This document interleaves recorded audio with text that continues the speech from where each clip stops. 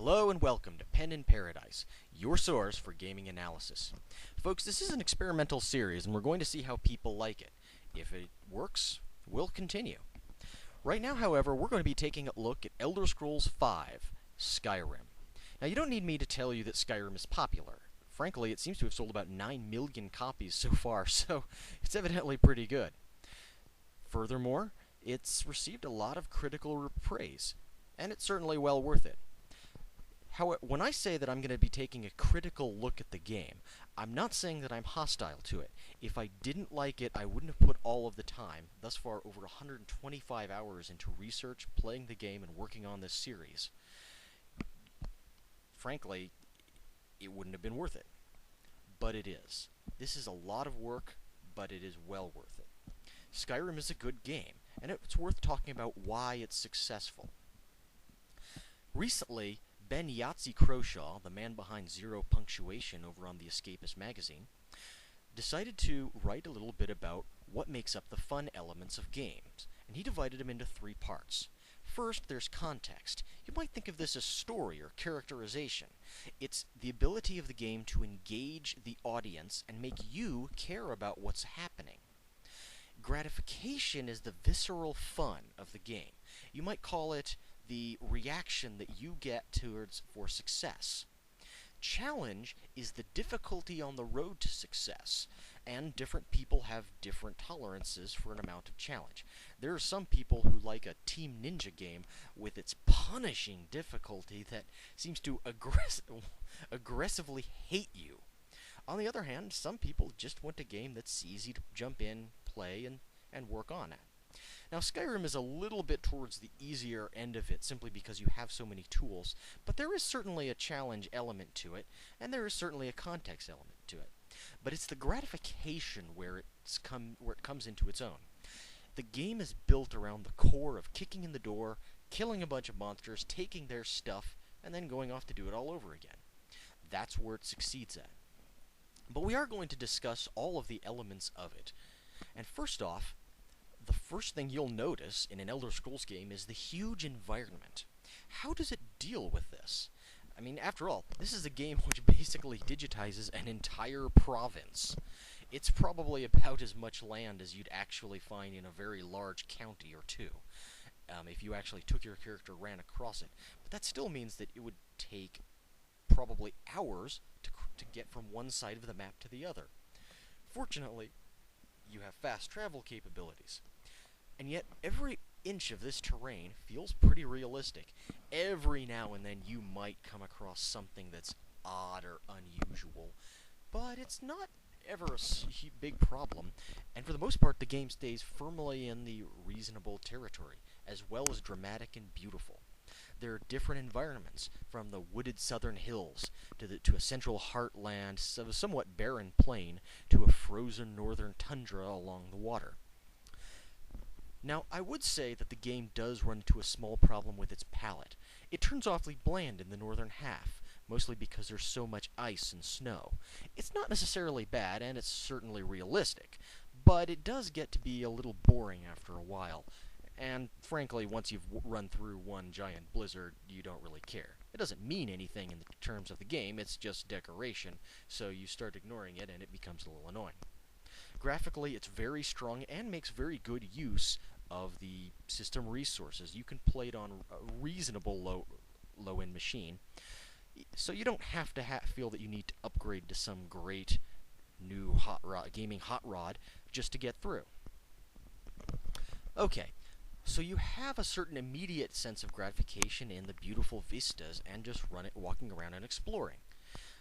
But what about the context?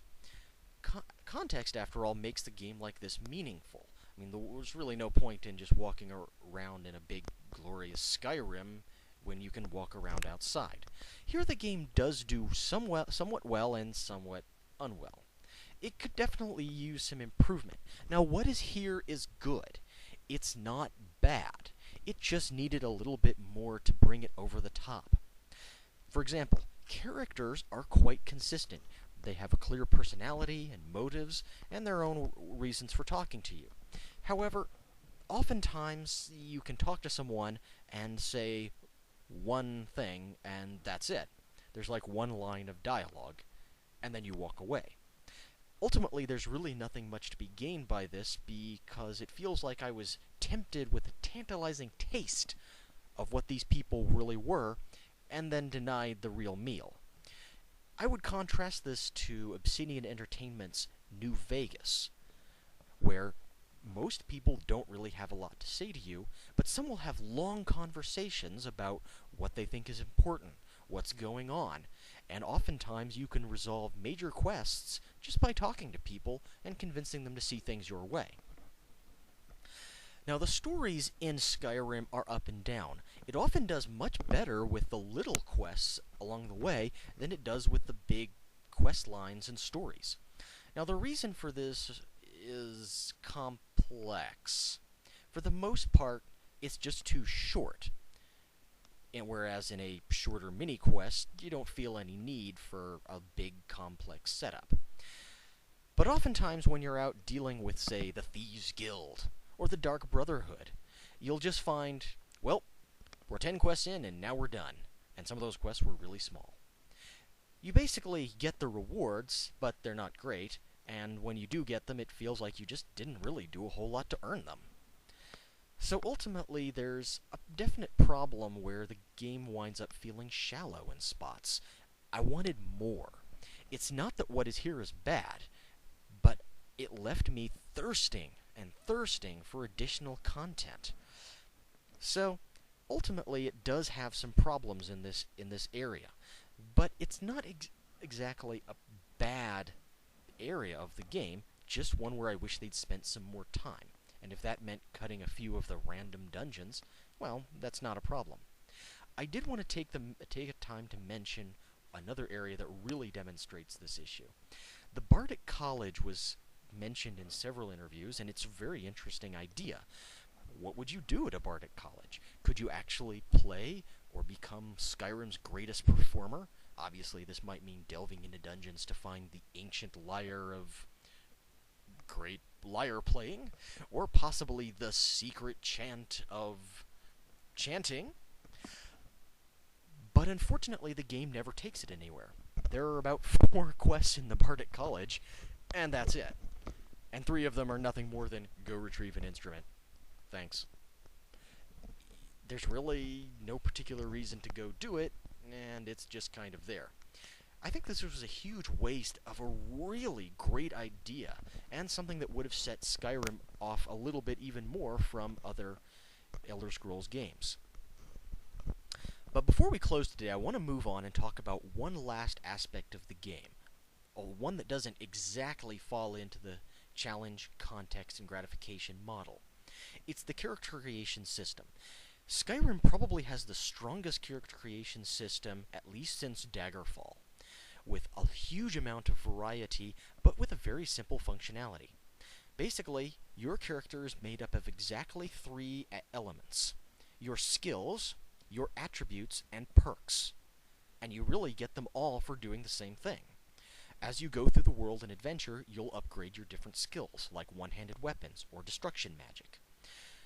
As you get enough of these skill improvements, you'll get a new level. The level will give you 2 things. First, you get a bonus to one of your attributes, and their health, magic, and stamina. And additionally, 1 perk. You get 1 perk for every level you gain in the game. Now, the perks are fantastic. They're a great way to go. They're very simple and give you interesting bonuses along the way. For example, you could pick up an enchanting perk that lets you actually put 2 enchantments on 1 item. It's the single most powerful perk in the game, in my opinion, if used properly. Or you might pick up a crafting perk, which lets you forge ebony armor and weapons, making you much stronger and giving you the ability to upgrade those particular kinds of armor and weapons even more. You can also pick up more fundamental perks that might not be as interesting but still do the job, such as increasing your damage for one-handed weapons or something like that. Now, there is a little bit of a downside here. Some skills simply don't do enough. Like, for example, pickpocket is very, very specific, and you have to invest a lot of perks before you can actually do anything interesting in it.